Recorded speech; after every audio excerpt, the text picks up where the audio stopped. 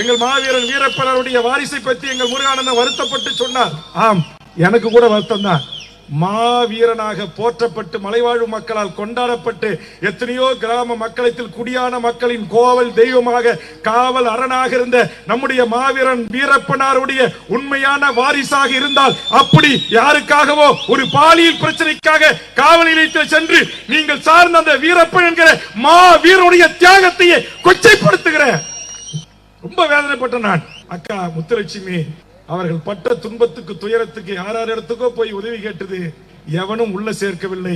இந்த 2 பிள்ளைகளும் படிப்பு செலவுக்கு உதவி, முத்துலட்சுமியை கர்நாடகா சிறையிலிருந்து வெளியே எடுப்பதற்கு உதவி, ஆதரவு கரம் நீட்டியவன் வேல்முருகன் ஆகிய நான் தான்.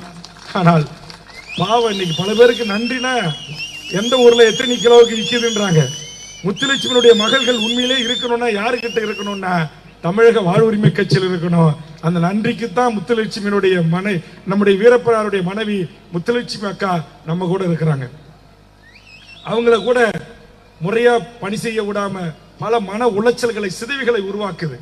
வீரப்பனுடைய மகனா இருந்துகிட்டு போய் பிஜேபியில் நிக்குது. தோழர் தமிழரசன் அழித்தொழிப்பில் வேலையை செய்தார், இவர் துப்பாக்கி முனையில் வேலையை செய்தார்.